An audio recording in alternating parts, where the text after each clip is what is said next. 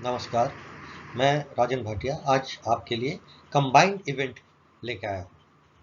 Combined event जैसा कि आप समझते हैं, कंबाइंड इवेंट वो इवेंट्स होते हैं जिसमें एक एथलीट को एक से ज़्यादा इवेंट करने पड़ते हैं, लेकिन उन सारे इवेंट्स को करने के बाद वो जो उसको मेडल मिलता है वो सिर्फ एक मेडल मिलता है। फॉर एग्जाम्पल के लिए जैसे कि डेकाथलन डेकाथलन इवेंट जो है, देखिए डेकाथलन इवेंट में देखिए क्या क्या होता है, खास बात समझने वाली क्या है इसमें। बहुत सारे एथलीट होंगे, ये कंपटीशन 2 दिन चलेगा, खूब सारे आपको इवेंट करते हैं और मेडल आपको मिलने वाले हैं सिर्फ 3। अब इसको समझना है कि आखिर ये कंबाइंड इवेंट होता क्या है। यहाँ पर मैंने एक एग्जाम्पल लिया है डेकाथलन का। जैसा कि आप देख पा रहे हैं कि एक इवेंट जिसमें सबसे पहले 100 मीटर रेस होती है। 100 मीटर रेस होने के बाद एथलीट को 30 मिनट का कम से कम रेस्ट मिलना चाहिए। यहाँ पर क्या समझना है, समझना यह है कि एक इवेंट को खत्म करने के बाद अगले इवेंट को शुरू होने तक बीच में कम से कम 30 मिनट का गैप होना चाहिए। अब यहाँ पर कई सवाल आते हैं मन में। जैसे कि आप देख पा रहे हैं, यहाँ पर दूसरा इवेंट जो है वो लॉन्ग जंप है। तो यहाँ पर सवाल ये आता है कि क्या ये एथलीट के इवेंट, पहले इवेंट के खत्म होने के बाद उसी एथलीट के दूसरे इवेंट शुरू होने से पहले के बीच में 30 मिनट का गैप होना चाहिए? नहीं, ऐसा नहीं है।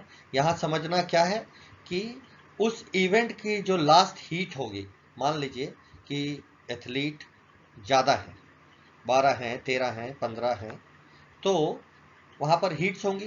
तो 100 मीटर की जो आखिरी हीट होगी और लॉन्ग जंप का जो पहला ट्रायल होगा, वो किसी का भी हो, जिसका भी सीक्वेंस में पहला नाम होगा उसका ट्रायल होगा, उसके बीच में यानी 100 मीटर के लास्ट हीट खत्म होने और लॉन्ग जंप के पहले जंप शुरू होने के बीच में कम से कम 30 मिनट का गैप होना चाहिए।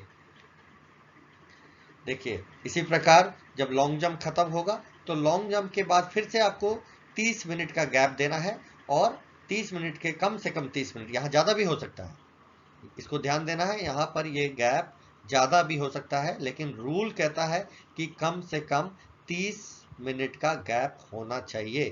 तो जो अगला इवेंट होगा शॉर्टपट होगा।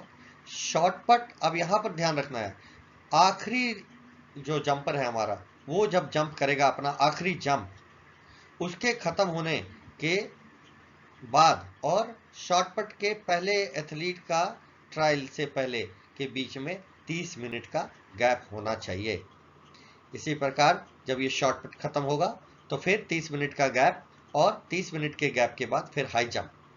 यहाँ पर भी सेम उसी तरह, जो आखिरी हमारा एथलीट शॉर्टपुट करेगा उसके शॉर्टपुट का ट्रायल खत्म होने के बाद और लॉन्ग हाई जंप में पहला ट्रायल शुरू होने के बीच में कम से कम 30 मिनट का गैप होना चाहिए।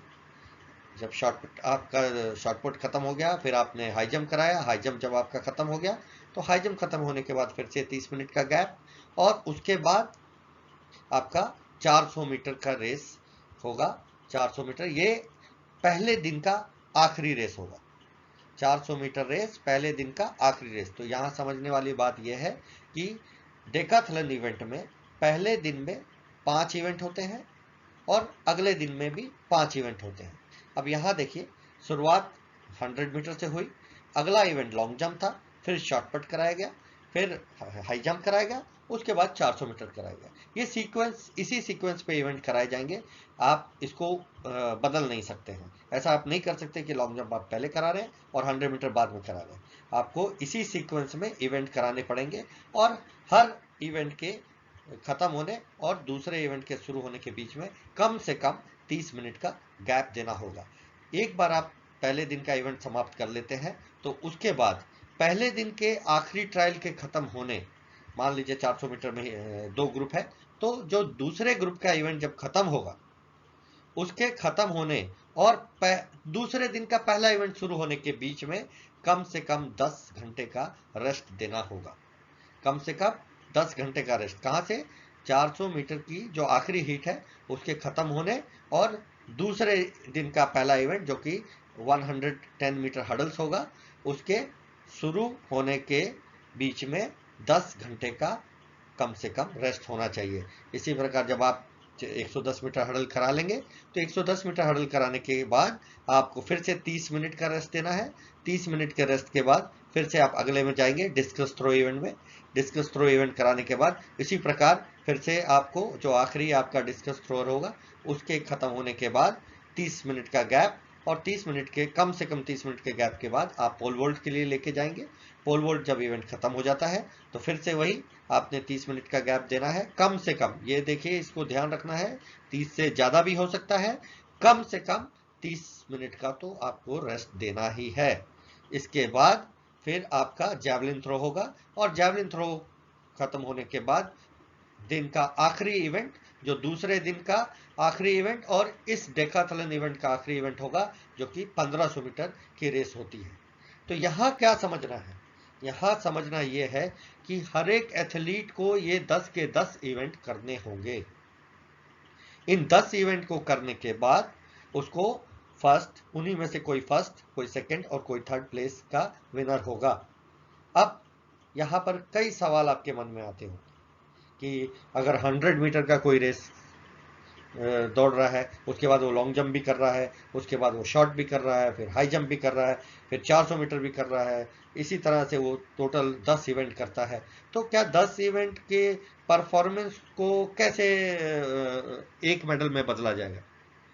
एक एथलीट जो कि 10 इवेंट करके आ रहा है, उसके बाद वो फर्स्ट होता है, तो उसको फर्स्ट प्लेस किस आधार पे दिया जाएगा? तो इन सब बातों को समझेंगे, इस पूरे इवेंट की डिटेल्स को हम लोग समझेंगे। आइए इसको आगे बढ़ते हैं। तो इस तरह से ये डेकाथलन का एक एग्जाम्पल था, जो कि जिसमें कई एथलीट भाग लेते हैं, 2 दिन के लिए इवेंट होता है, बहुत सारे आपको इवेंट यानी 10 इवेंट करने होते हैं। हर एक इवेंट करना जरूरी है, आप बीच में इवेंट नहीं छोड़ सकते। अगर आप अपने मन से इवेंट को छोड़ते हैं तो आप कंपटीशन से बाहर हो जाते हैं, आप मेडल टैली में आपका नाम नहीं होगा। इसको ध्यान रखना है। चलिए आइए अब इसको और गहराई से समझते हैं। देखिए यहाँ पर लास्ट इवेंट के बाद स्थिति बहुत थका देने वाली होती है। तो इस पिक्चर्स के माध्यम से हमने आपको दिखाया है कि लास्ट इवेंट के बाद एथलीट की क्या दशा होती है, तब जाके ये मेडल आपको मिलता है। चलिए अब सवालों के आधार पे समझेंगे कि आखिर इन कंबाइंड इवेंट में कौन से रूल फॉलो होते हैं, किस प्रकार से ये इवेंट कराया जाता है। तो ये पहला सवाल कि विनर कैसे डिसाइड होता है। देखिए आपके मन में सबसे पहला सवाल यही आएगा कि अगर कोई एथलीट को 10 इवेंट करने हैं, मेडल मिलना है एक, तो विनर आखिर डिसाइड कैसे होगा? तो विनर डिसाइड करने का एक सिंपल तरीका है, हर एक इवेंट को के परफॉर्मेंस को हम लोग पॉइंट टेबल पे बदलते हैं।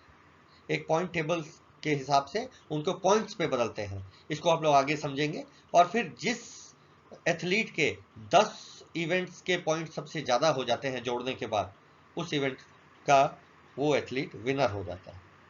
जैसे कि आपने देखा 100 मीटर भी किया उसने, लॉन्ग जंप भी किया उसने, 400 भी किया उसने, 1500 भी किया उसने। तो इन सारे इवेंट्स के पॉइंट्स को जोड़ा जाएगा। सबसे पहले इन सारे परफॉर्मेंस को पॉइंट में बदला जाएगा, जो कि एक टेबल की मदद से किया जाता है। और फिर इन सारे पॉइंट्स को जोड़कर जो सबसे ज्यादा पॉइंट बनाने वाला एथलीट होगा वो इस इवेंट का विनर होगा। चलिए अब अगला सवाल, अब आपके मन में सवाल ये आएगा कि आखिर इन सारे इवेंट जो अब 100 मीटर है, 100 मीटर का टाइमिंग आएगा मान लीजिए 10 सेकेंड, और लॉन्ग जंप इसका परफॉर्मेंस अगर आप देखेंगे तो बोलेंगे 7 मीटर। तो अब ये सेकेंड है और एक तरफ ये मीटर में है, तो इनको जोड़ेंगे कैसे? तो जोड़ना, जैसे कि मैंने आपको आगे बताया कि एक पॉइंट टेबल होती है। इन पॉइंट टेबल में हर एक परफॉर्मेंस के का पॉइंट सिस्टम लिखा होता है। तो जैसे फॉर एग्जांपल यहाँ पर हमने दिखाया है कि एक एथलीट देखिए यहाँ पर 9.58 सेकेंड में 100 मीटर दौड़ रहा है, वही दूसरी तरफ वो एथलीट 8.05 लॉन्ग जंप कर रहा है। ये दो एग्जाम्पल हमने दिए हैं। देखिए जब आप उस टेबल में जाके देखेंगे ना, तो आप ये जो 9.58 है ये टेबल में जाके आप इसको पॉइंट्स में कन्वर्ट कर देते हैं। और इसी प्रकार लॉन्ग जंप का 8.05 है, ये भी आपको पॉइंट में कन्वर्ट हो जाएगा। जब पॉइंट में कन्वर्ट, एक IAAF का स्कोरिंग टेबल है, उस टेबल के हिसाब से इसको पॉइंट में कन्वर्ट कर देंगे और फिर आपस में ये जुड़ जाएगा। जब आपस में जोड़ लेंगे तब फिर आप जो भी एथलीट ने सबसे ज़्यादा पॉइंट बनाए होंगे वो विनर घोषित हो जाएगा। अब सवाल आता है कि इसका एक एग्जाम्पल समझने के लिए एक एग्जाम्पल का होना बहुत जरूरी है। तो यहाँ पर मैंने एक एग्जाम्पल दिया, देखिए 100 मीटर की परफॉर्मेंस 9.58 सेकेंड, अगर और वहीं लॉन्ग जंप का परफॉर्मेंस 8.05 मीटर। अब इन दोनों को अगर आप टेबल में जाएंगे तो आप टेबल में देखेंगे कि अगर 100 मीटर किसी ने 9.58 सेकेंड्स में दौड़ा है तो डेकाथलन के पॉइंट टेबल में उसको 1202 पॉइंट मिलते हैं। इसको आपको टेबल पे जाके देखना होगा, टेबल के हिसाब से 1202 पॉइंट उसको मिलेंगे। इसी प्रकार लॉन्ग जंप 8.05 करने के लिए उसको 1073 पॉइंट्स मिलेंगे, 1073 पॉइंट्स मिलेंगे। और जब हम इन दोनों को जोड़ेंगे तो इसके टोटल पॉइंट्स बनते हैं 2275, 2275 पॉइंट्स बन जाते हैं। इसी प्रकार हर एक इवेंट का पॉइंट जोड़ा जाता है और वो पूरे जब 10 इवेंट हो जाते हैं तो 10 इवेंट के पॉइंट्स जोड़े जाते हैं और उस पॉइंट्स में जिसके भी ज़्यादा पॉइंट्स होते हैं वो उस इवेंट का विनर होता है। यहाँ इवेंट से मतलब है डेकाथलन इवेंट। आप इसको 100 metre individual event, long jump individual event ऐसा नहीं समझे, डेकाथलन को एज ए होल एक इवेंट समझे, यानी कि 10 इवेंट करने के बाद डेकाथलन एक इवेंट बनता है। देखिए अब आपकी बात कई बार ये बात आ जाती है कि अगर हमने 10 इवेंट करा दिए और 10 इवेंट के बाद सभी 2 या 3 एथलीट के पॉइंट्स बराबर हो गए। मान लीजिए 10 इवेंट खत्म हुआ और 2 एथलीट ऐसे हैं जिसका 10 इवेंट के बाद पॉइंट 6000 है, दोनों का 6000 है। अब विनर कैसे डिसाइड करेंगे? तो ऐसे समय पे आपको दोनों इवेंट को, दोनों एथलीट को सेम प्लेस दे देनी है, यानी कि दोनों एथलीट फर्स्ट हो जाएंगे। क्योंकि यहाँ टाई है, देखिए टाई है तो दोनों एथलीट फर्स्ट हो सकते हैं, दोनों एथलीट सेकंड हो सकते हैं, दोनों एथलीट थर्ड हो सकते हैं। जिस भी प्लेस के लिए टाई है वो दोनों एथलीट या 2 से अधिक एथलीट हो तो उनको सेम प्लेस प्रदान कर दी जाती है। अब सवाल आता है कि अगर एथलीट 10 इवेंट नहीं करता तो क्या होगा? देखिए अगर एथलीट 10 इवेंट नहीं करता है और वो बिना बताए, बिना किसी जेन्युइन कारण के, बिना बताए इवेंट में स्टार्ट लाइन पे नहीं पहुंचा है तो इसका मतलब है कि वो एथलीट इवेंट से बाहर हो चुका है। अब उसको अगला इवेंट करना अलाउ नहीं होगा, क्योंकि यहां पर आपको ये समझना है हर एक एथलीट को 10 के 10 इवेंट करने हैं।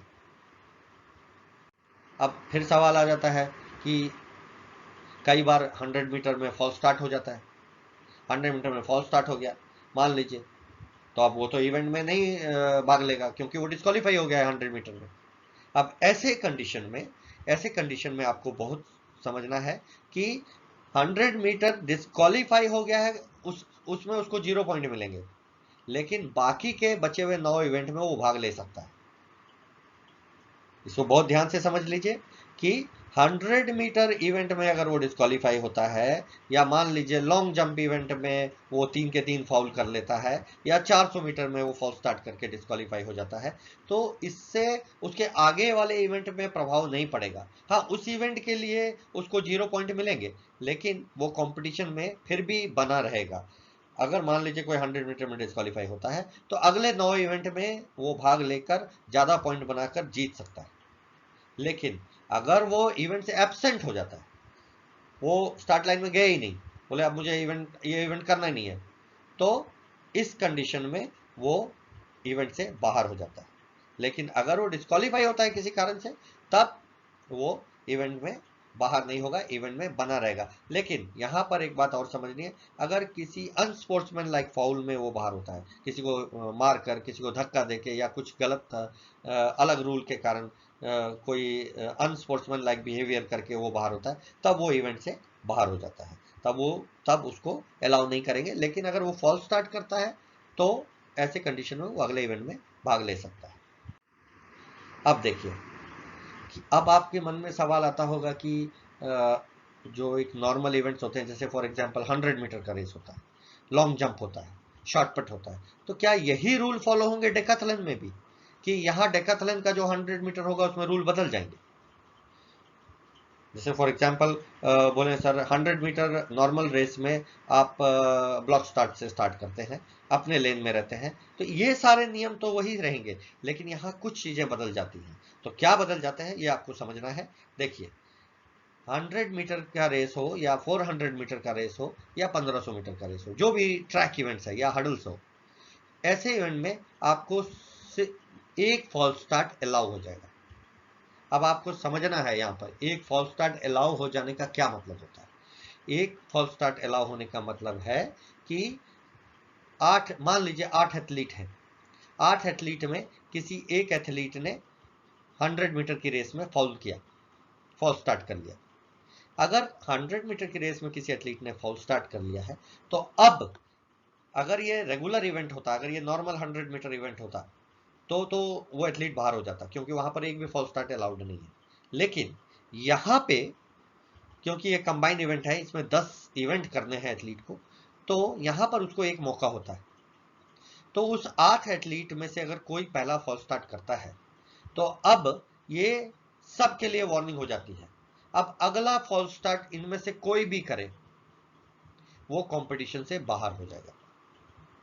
इसका मतलब है कि हर एक रेस में एक फॉल्स स्टार्ट कोई भी कर सकता है, मैं भी कर सकता हूं, अगर मेरा कोई प्रतिद्वंदी है वो भी कर सकता है, सिर्फ एक फॉल्स स्टार्ट अलाउ होगा। लेकिन अगला फॉल्स स्टार्ट कोई भी उन 8 में से कोई भी करे उस रेस में, वो एथलीट बाहर हो जाएगा। बस इसको ये बहुत ध्यान से आपको समझना है। यहां पर एक फॉल्स स्टार्ट एक रेस के लिए अलाउड है। आप इसको गलत ना समझे, कई लोग इसको समझ जाएंगे कि 8 एथलीट हैं, 8 एथलीट एक फॉल्स स्टार्ट कर सकते हैं। ऐसा नहीं है। 8 एथलीट अगर एक रेस में दौड़ रहे हैं, 8 में से कोई एक बंदा जो पहली बार फॉल्स स्टार्ट करेगा, सिर्फ वही बचेगा।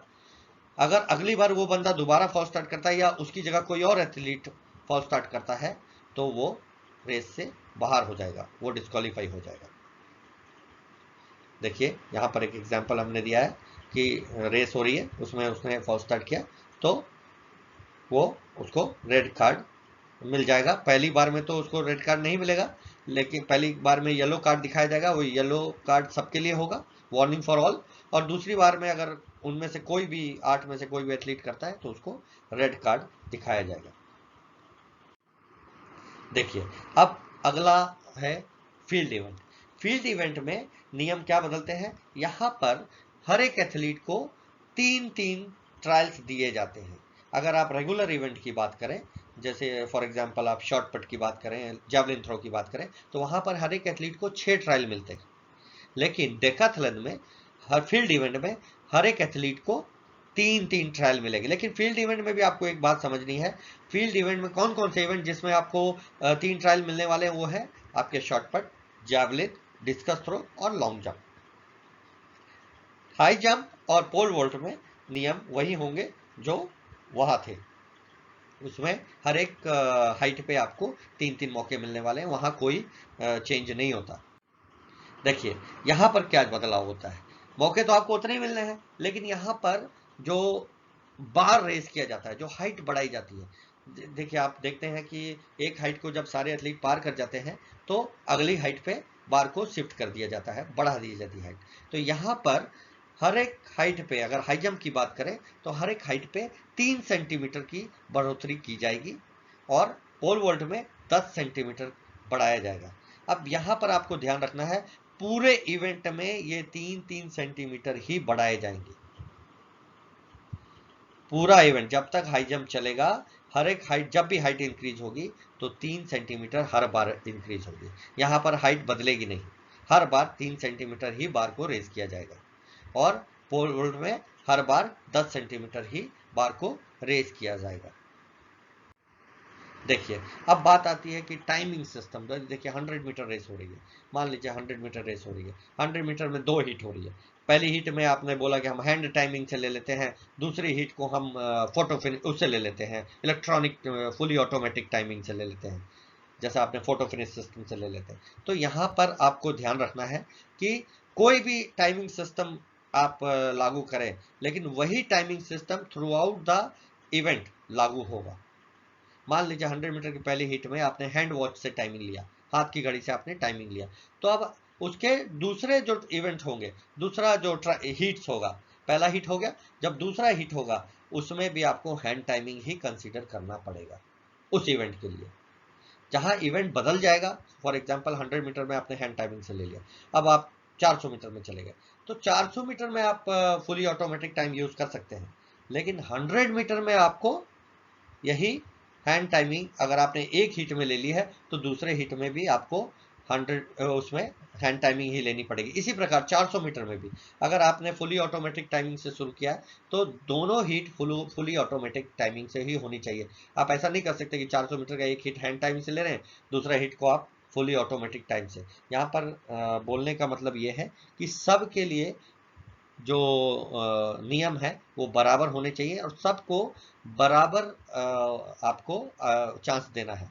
क्योंकि देखिए अब जब हैंड टाइमिंग, अगर आप मान लीजिए आप एक इवेंट को हैंड टाइम से ले लेते हैं, हाथ की घड़ी से एक ट्रायल लेते हैं, और दूसरा जब हिट होता है तो आप फुली ऑटोमेटिक टाइम से, तो यहाँ पर आप परफॉर्मेंस बदल जाएगा, क्योंकि हैंड की टाइमिंग में दूसरा परफॉर्मेंस आएगा और जब फुली ऑटोमेटिक लेंगे तो अगला दूसरे टाइप का परफॉर्मेंस आएगा। तो यहाँ पर क्या होगा, जब आप पॉइंट में कन्वर्ट करेंगे तो उसमें एथलीट को नुकसान हो जाता है। इसीलिए अगर आपने जिस इवेंट को भी कराना है, अगर 100 कराना है, 100 में भी आपको सेम टाइमिंग सिस्टम फॉलो करना है। अगर आप 400 करा रहे हैं वहां पर भी आपको सेम फॉलो करना है। अगर आपको बदलना है तो 100 मीटर में अगर आपने हैंड टाइमिंग ले लिया है तो आप 400 मीटर जब करा रहे हैं तो पूरे 400 मीटर के दोनों हिट अलग टाइमिंग सिस्टम से हो सकते हैं, लेकिन 400 मीटर का एक हिट दूसरे से और एक दूसरा हिट दूसरे से ऐसा नहीं हो सकता।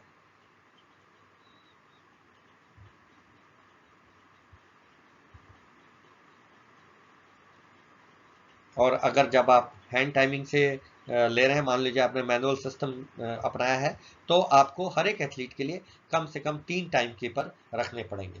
इसका आपको ध्यान देना है, हर एक एथलीट के लिए कम से कम 3 टाइम कीपर्स आपको रखने होंगे। अब बात आती है how how when and by whom the group will be arrange. अब देखिए क्या है यहाँ पर, इसको समझना क्या है, आखिर है क्या चीज़। देखिए 100 मीटर रेस हो रही है, 100 मीटर में अगर मान लीजिए 2 हिट हो रही है, तो अब पहले हिट में कौन दौड़ेगा, दूसरे हिट में कौन दौड़ेगा। फिर 400 मीटर हो रही है, 400 मीटर में पहले हिट में कौन दौड़ेगा, दूसरे हिट में कौन दौड़ेगा, ये सब चीज़ें अरेंज की जाती है। क्योंकि हमारा यहाँ पर एम ये होता है कि हर एक एथलीट को अपने अपने बराबर समान एथलीट के साथ दौड़ने का मौका मिले। ऐसा ना हो कि एक बहुत अच्छा एथलीट है वो किसी खराब एथलीट्स के ग्रुप में चला जाए और जिसके कारण उसका परफॉर्मेंस खराब हो जाए। उसके हिसाब से ग्रुप अरेंज किया जाता है कि जो समान परफॉर्मेंस के एथलीट हैं, मान लीजिए आपके पास 100 मीटर के 10-5 के 3-4 एथलीट हैं 100 मीटर में, तो आप और दूसरा ग्रुप जो है उसमें कुछ एथलीट ऐसे हैं जो 13 सेकेंड, 12 सेकेंड, 11 सेकेंड के, तो आप कोशिश करें कि जो 10-5 के एथलीट हैं वो एक ही ग्रुप में आए। वो ग्रुप ऐसा ना हो कि एक 10-5 का दौड़ रहा है, बाकी सारे 13 सेकेंड के दौड़ रहे हैं। इस तरह का ग्रुप अरेंज नहीं करना है, सिमिलर टाइप के परफॉर्मेंस वालों को सिमिलर ग्रुप में रखना है। और ये टेक्निकल डेलीगेट के द्वारा ग्रुप को रीअरेंज किया जाता है। और कंबाइंड इवेंट का अगर टेक्निकल डेलीगेट नहीं है तो कंबाइंड इवेंट रेफरी भी इसको अपने अकॉर्डिंगली, जो रूल्स के अकॉर्डिंगली इसको रीअरेंज ग्रुप को कर सकता है, ग्रुप बदला जा सकता है। फॉर एग्जांपल आपने देखा कि 100 मीटर का रेस हो रहा है, 100 मीटर में आपने देखा कि 100 मीटर किसी एथलीट के अच्छे ग्रुप है, उसको आपने एक ग्रुप में डाल दिया, फिर जब वो अगले ग्रुप में 400 मीटर के लिए जाता है तो वहां पर वो ग्रुप बदल सकता है, क्योंकि हो सकता है कि 400 मीटर में कुछ कोई और एथलीट हो जिनका परफॉर्मेंस समान हो। तो इस तरह से ग्रुप को बदलना बीच में जरूरी होता है। देखिए जब भी ग्रुप बनाए तो ध्यान रखें कि 5 या उससे अधिक एथलीट को एक ग्रुप में रखें। फॉर एग्जाम्पल अगर आपके पास ज़्यादा एथलीट हैं, 10 हैं, 15 हैं, तो हमेशा कोशिश करें 5 या ज़्यादा, इससे ज़्यादा का ग्रुप बने। लेकिन अगर कभी कभी ऐसा सिचुएशन हो जाता है कि है ही एथलीट आपके पास 7 या 6, तो कम से कम एक ग्रुप में 3 एथलीट तो होने ही चाहिए। 3 से कम एथलीट का ग्रुप नहीं होना चाहिए। और देखिए, इसमें खास ध्यान रखना है, जो लीडिंग एथलीट होते हैं सेकेंड लास्ट इवेंट तक, यानी आप समझ लें कि जैसे फॉर एग्जांपल 1500 मीटर से पहले जो इवेंट हो रहा है, 1500 मीटर से पहले का इवेंट, उनको जब आप उन 1500 मीटर इवेंट सबसे आखिरी इवेंट होता है, जैसा कि आपको पता है डेकाथलन में 10 इवेंट होते हैं, सबसे आखिरी इवेंट कौन सा होता है? 1500 मीटर होता है। अब 1500 मीटर से जस्ट पहले आपको देखना है कि एथलीट्स की परफॉर्मेंस किस टाइप की चल रही है। 9 इवेंट आप खत्म कर चुके हैं। 9 इवेंट के बाद आपने देखा कि एथलीट जो है वो लीडिंग एथलीट कौन कौन चल रहे हैं, उनका एक ग्रुप बनाते हैं, और उस ग्रुप को सब, मान लीजिए 2 हीट होने वाले हैं, 1500 मीटर के 2 हीट होंगे, तो उस हीट जो जिसमें लीडिंग एथलीट दौड़ रहे हैं उनको सेकेंड हीट में रखा जाता है, ताकि उनको एक इसमें ये एडवांटेज होता है कि एथलीट जो सेकेंड हीट में, उनको इसलिए रखा गया है कि फर्स्ट हीट को देखने के बाद उनको ये बात समझ आ जाती है कि हमें कितना जोर लगाना है, और अगर हमको अपना पोजीशन मेंटेन रखना है तो हमको कितना जोर लगाना होगा, क्योंकि 10 इवेंट हो चुके हैं ऑलरेडी, 9 इवेंट हो चुके हैं और वो थक चुके हैं। तो यहाँ पर लीडिंग रनर को हमेशा लास्ट में मौका देना चाहिए। अब देखिए, कई बार क्या होता है कि किसी एथलीट ने मान लीजिए कोई एक इवेंट में मान लीजिए 100 मीटर में 10.5 सेकेंड टाइम किया, और जब आप स्कोरिंग टेबल में देखने जाते हैं तो वहां पर 10.5 का स्कोर नहीं दिखता है, मान लीजिए वो मिस है, 10.5 नहीं है, 10.6 है, 10.7 है, 10.4 है, लेकिन 10.5 नहीं है। तो ऐसे कंडीशन में आपको क्या करना है, जो लोएस्ट परफॉर्मेंस स्कोरिंग टेबल में दिया होता है, फॉर एग्जांपल अगर कोई एथलीट 10.5 सेकंड में दौड़ा है और आप जाके देखते हैं कि टेबल में तो 10.4 का है और 10.6 का है स्कोर, लेकिन 10.5 का नहीं है, तो यहां पर आपको क्या करना है, 10.6 का स्कोर देना है, क्योंकि 10.6 क्या है, ज्यादा टाइम है, ज्यादा टाइम होने के कारण उसको कम स्कोर मिलेगा। यहाँ पर आप ये गलती ना करें। फॉर एग्जांपल हम आपको बताते हैं, जैसे कि 100 मीटर में 10.5 दिया है और आपने उसको 10.6 की जगह 10.4 कर दिया, बोले भाई 10.5 टेबल में नहीं दिख रहा है तो हम 10.4 कर देते हैं, तो 10.4 करने से उसका परफॉर्मेंस अच्छा हो गया, 10.4 करने से परफॉर्मेंस अच्छा हो गया, अब उसको जितना पॉइंट मिलना चाहिए था उससे ज्यादा पॉइंट मिलेगा, इसलिए यहां पर क्या करना है, 10.6 देना है, क्योंकि ये 100 मीटर है, जितनी जल्दी वो इवेंट को खत्म करेगा उतना अच्छा परफॉर्मेंस माना जाता है, तो यहाँ पर क्या होगा, 10.6 में कन्वर्ट करेंगे। इसी प्रकार लॉन्ग जंप में अगर आप जाते हैं तो लॉन्ग जंप अगर वो 7 मीटर किया है और आप जाके देखते हैं कि 7 मीटर तो है ही नहीं स्कोरिंग शीट पे, तो आपने देखा कि 6.99 है और 7.01 है, तो यहाँ पर आपको क्या करना है, 6.99 करना है, क्योंकि यहाँ डिस्टेंस मेजरमेंट किया गया है, मीटर में मेजरमेंट किया है, तो 7 से जो आपका कम होगा वो आपका 6.99 मीटर होगा। तो हमेशा क्या करना है, कम वाले इवेंट में उसको कन्वर्ट करना है। देखिए यहाँ पर एक एग्जांपल में आपको दिखाया हमने कि जब एक विमेन जैवलिन थ्रो में एथलीट ने डिस्टेंस जो जैवलिन फेंका है वो 45.82 फेंका है। अब हम अगर पॉइंट टेबल में जाके देखेंगे तो 45.82 नहीं दिया हुआ है, उसके बाद जो सेकंड लोएस्ट परफॉर्मेंस दिया हुआ है वो है 45.78, तो 45.78 का स्कोर को कंसीडर किया जाएगा और इसका पॉइंट उसको 779 मिलेगा। ध्यान रखें, अगर 45.82 नहीं दिया हुआ है टेबल पे तब आप लोएस्ट परफॉर्मेंस देखेंगे, अगर दिया है तब आप इसको लोएस्ट परफॉर्मेंस नहीं देखेंगे, तब वही देखेंगे जो परफॉर्मेंस आप एथलीट ने दी है। अब बात आती है कि यहाँ पर जब आप इवेंट कराने जाते हैं तो कई बातें आती है, अरे 10 इवेंट करना है एथलीट को, 2 दिन में इवेंट होने वाले हैं, अब इस 10 इवेंट करना है, 2 दिन में इवेंट होने वाले हैं, तो बात यहाँ समझने वाली ये है कि एथलीट क्या हर बार इवेंट करेगा और फिर घर जाएगा, फिर वापस आएगा आपके पास? क्या बार बार ऐसे ही चलता रहेगा? तो क्या हर बार, जैसा कि आप जानते हैं, अगर आप एथलेटिक्स से जुड़े हुए हैं तो आपको पता होगा कि एथलीट हर इवेंट में, फॉर एग्जांपल 100 मीटर दौड़ना है तो उसको सबसे पहले कॉल रूम जाना पड़ता है। कॉल रूम में वो रिपोर्ट करता है, वहाँ पर उसके सारे सामान चेक होता है, वहाँ से उसको एथलीट को आपके एफओपी में यानी फील्ड ऑफ प्ले में लेके आया जाता है, तब जाके इवेंट में वो भाग ले पाता है। तो यहाँ पर तो एथलीट को 10 इवेंट करने हैं, पहले दिन में 5, दूसरे दिन में 5, तो क्या वो हर बार इवेंट करने के बाद दोबारा कॉल रूम में जाएगा, दोबारा वहाँ कॉल रूम से आएगा? तो ऐसा सिस्टम नहीं होता है। यहाँ पर जो एथलीट होता है उसको पहले दिन का और दूसरे दिन का जो पहला इवेंट होता है, सिर्फ उसी के लिए कॉल रूम में जाना होता है। ठीक है, उसके बाद जब एक बार वो कॉल रूम में जाकर रिपोर्ट कर देता है तो उसके बाद वो आ जाता है, पूरे उसका ऊपर कंबाइंड इवेंट रेफरी का कंट्रोल हो जाता है और उसको हर बार कंबाइंड इवेंट रेफरी के पास ही रिपोर्ट करना होता है, उसको कॉल रूम में जाना नहीं होता है। सिर्फ पहले इवेंट, दिन के पहले इवेंट के लिए उसको कॉल रूम में जाना होता है। यहाँ पर इनके लिए अब बात आती है कि सर अगर ये सिर्फ एक ही बार कॉल रूम में जाएगा और हर बार उसको वापस आके कहाँ आना है, वापस रेफरी के पास आना है, तो वो पूरे दिन कहाँ रहेगा?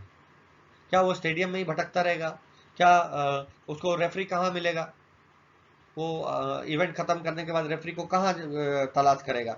तो इसके लिए, इनके लिए एक रेस्ट रूम बनाया जाता है, कंबाइंड इवेंट रेस्ट रूम बनाया जाता है। उस रेस्ट रूम में locker, refreshment, water, massage table, bed, इन सारी चीज़ों की व्यवस्था होती है।